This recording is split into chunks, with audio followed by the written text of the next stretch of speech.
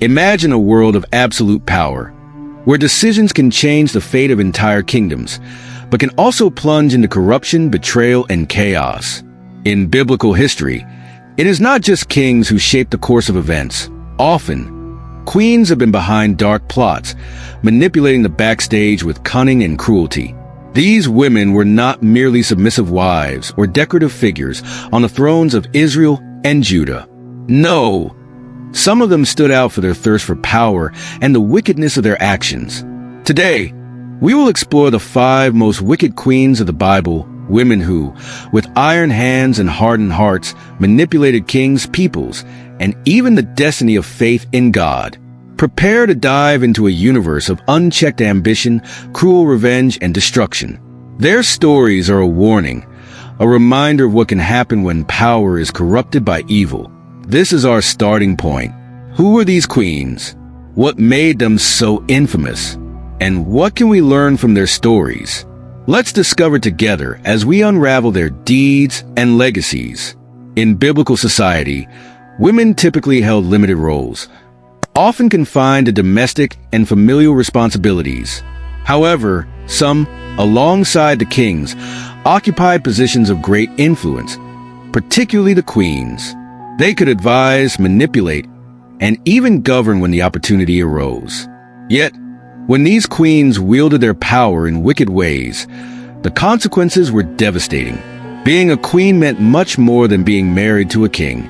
It involved holding the power of life and death, influencing political and religious decisions, and even manipulating the direction of an entire nation. But that power, in the wrong hands, became a deadly weapon. Some of these women, instead of using their positions for good, allowed their thirst for power, revenge, and idolatry to consume them. They changed the course of the history of Israel and Judah so profoundly that their names are still remembered today as symbols of corruption and wickedness. These queens were not mere spectators. They were at the center of the action, plotting, conspiring, and often acting from the shadows. The power they held was immense, but their wickedness was even greater. And it is in this context that our first protagonist emerges, Jezebel. Her very name carries the weight of evil, echoing through the ages as a symbol of wickedness and idolatry. Jezebel was not an Israelite, but a Phoenician princess, the daughter of King Ethbaal of Sidon. When she married King Ahab of Israel, she brought with her more than a political alliance. She brought her gods and her faith in Baal. But Jezebel was not content with merely worshiping her own deities. She was determined to impose this worship throughout Israel. Relentless and ruthless, Jezebel hunted down the prophets of God, ordered their deaths, and sought to eradicate the worship of the Lord in Israel. One of her most infamous acts was the murder of Naboth, a humble man who refused to sell his vineyard to the king. Jezebel devised a cruel plan, falsely accusing Naboth of blasphemy and condemning him to death, so her husband could seize the land. Her influence over Ahab was absolute. While the king hesitated or showed weakness, Jezebel acted with coldness and determination, without remorse or pity. Thus, she became the definitive symbol of a queen who used her power to corrupt and destroy. The Bible portrays her as one of the most wicked figures in the history of Israel, a woman unafraid to defy God's laws and massacre anyone who stood in her way. However, Jezebel's fate was as tragic as her life. In her final downfall, all that remained of her ambition and cruelty was a body devoured by dogs, just as prophesied. Jezebel left a legacy of death and destruction, but also an eternal warning about the dangers of surrendering to wickedness. And as if Jezebel were not enough to mark the history of Israel with blood and idolatry, another dark figure emerges, Athaliah. While Jezebel was an example of cruelty influencing the power behind the throne, Athaliah went even further. She seized the throne for herself. The daughter of Jezebel, Athaliah inherited not only royal blood, but also a penchant for evil. When her son, the king of Judah, was assassinated, she saw her opportunity. Determined to maintain her grip on power, Athaliah committed an unthinkable act. She ordered the massacre of all the descendants of the royal line of David, including her own grandchildren. The goal? to eliminate any threat to her reign. Imagine the horror and coldness required for a grandmother to order the death of her own family's children. But Athaliah did not hesitate. Her thirst for power overshadowed any bonds of blood. For 6 long years, she ruled over Judah, plunging the nation into idolatry, chaos, and fear. However, like Jezebel, Athaliah too met her end. One of the grandchildren she thought she had exterminated, Joash, was hidden and protected by his aunt. When the moment was right, Joash was proclaimed king and Athaliah, betrayed and cornered, was executed. Her reign of terror came to an end, but her name became etched in history as the queen who nearly extinguished the lineage of David and destroyed a nation. Athaliah reminds us that corrupted power knows no bounds, and when ambition replaces compassion, even the most sacred bonds can be severed. She stands as a dark example of how far a person will go to remain on the throne, and how deeply wickedness can take root within a family. And then we have Vashti, the queen who, unlike Jezebel and Athaliah, did not leave a legacy of blood and destruction, but her name still echoes through a story of resistance and disobedience. Vashti was the wife of King Ahasuerus, also known as Xerxes, one of the most powerful rulers of the Persian Empire. During a grand feast, where wine flowed freely and the king reveled in showcasing his wealth and power, something unusual occurred. Ahasuerus, in his drunkenness and desire to impress his guests, ordered that Vashti be brought before all, merely to display her beauty. But Vashti, with courage and resolve, refused to go. She directly challenged her husband's command, an act that, while seemingly simple, reverberated throughout the empire. At that time, a wife's disobedience to her husband, especially a queen's to a king, was seen as an affront to social order and male authority. Ahasuerus, furious at the public humiliation, deposed Vashti from her position as queen, replacing her with Esther. Now, many wonder, what motivated Vashti's refusal? Was it pride, a form of silent resistance against oppression? Or simply the courage of a woman who refused to be treated as an object? Whatever the answer, Vashti is etched in history as the queen who stood against the mightiest empire of her time, paying a high price for her defiance. Though she did not leave a trail of destruction, her story is intriguing because it questions the line between submission and dignity, between obedience and resistance. Vashti may not have been the cruelest queen, but her name will forever be associated with an act of defiance that changed the course of a nation.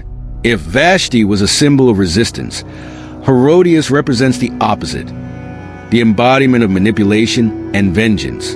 Her story is one of the most tragic and dark in the New Testament, involving not only political intrigue, but also one of the Bible's most significant prophets, John the Baptist.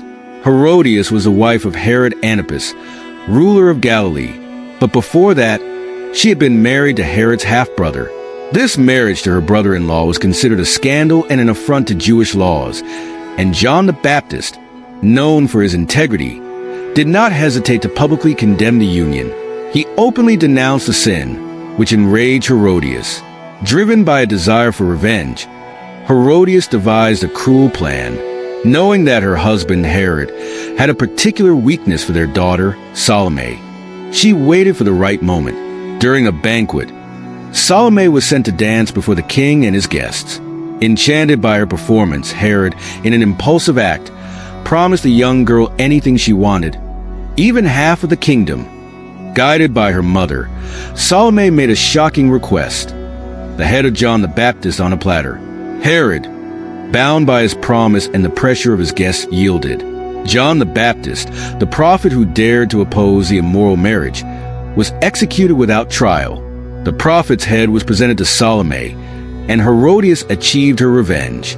Herodias not only manipulated her husband's weakness, but also entangled her own daughter in an act of cruelty that forever marked their stories. Her thirst for vengeance surpassed any moral boundaries, and the death of John the Baptist became one of the most tragic and brutal episodes, a direct result of a queen's wickedness determined to silence the truth at any cost. And so we come to Salome, the daughter of Herodias, who played a crucial role in the fate of John the Baptist. If Herodias was the mastermind behind the revenge, Salome was the hand that executed it, even though, on the surface, she seemed merely a young girl manipulated by her mother's wicked desires. Salome, famous for her seductive dance, became a pawn in her family's political and personal schemes. When she presented herself before Herod and his guests, the hall filled with admiration. Her dance was a blend of grace and temptation, and she knew she was captivating her audience. The king, consumed by passion and the intoxication of the moment, made the fatal promise: ask for whatever you want. But instead of asking for riches or lands, as any young girl might desire, she was instructed to request the head of a holy man. Imagine the weight of that request, the silence that must have fallen over the hall when she uttered those words. I want the head of John the Baptist. In this moment, Salome becomes more than just a dancer. She transforms into a symbol of how youth can be corrupted by the thirst for power and revenge of their elders. Though guided by Herodias, she showed no hesitation or remorse. The head of John the Baptist was delivered to her, staining her hands with innocent blood and sealing her name in biblical history as an accomplice to one of the most shocking murders. Salome, though young, was complicit in a macabre plot, marked by her mother's unbridled ambition. Her story prompts us to reflect on how far power and manipulation can corrupt even the youngest hearts, turning a girl's dance into a prelude to death.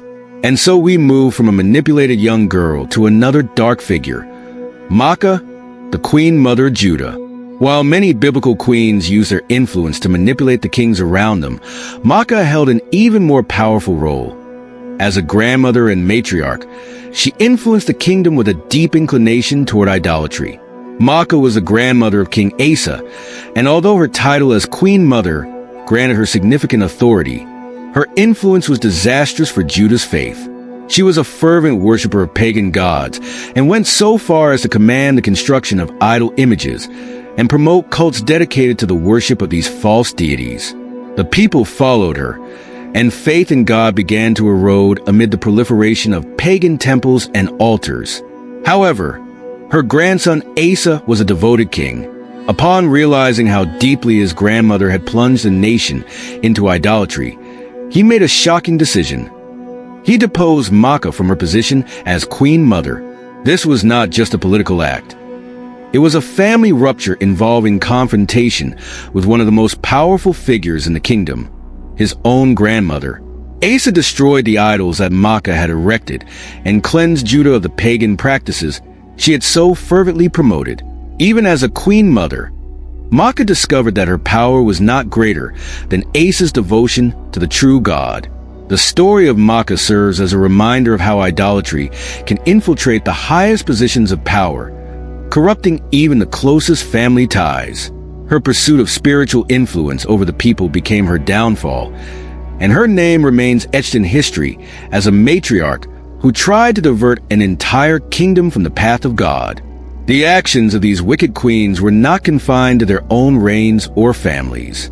The consequences of their deeds reverberated throughout the kingdom, deeply affecting the people of Israel and Judah. Each, in her own way, brought disorder and destruction to the nations, shaping the destiny of thousands. Jezebel, with her idolatry and persecution of the prophets, led Israel away from God, encouraging the worship of Baal and turning the kingdom into a spiritual battleground. The people suffered the consequences of their sins, and eventually, the entire nation was plunged into a cycle of rebellions and disasters. Ataliah's cruelty, in her attempt to exterminate the royal lineage, nearly obliterated the legacy of David. The same legacy that, according to divine promise, would bring the Messiah into the world.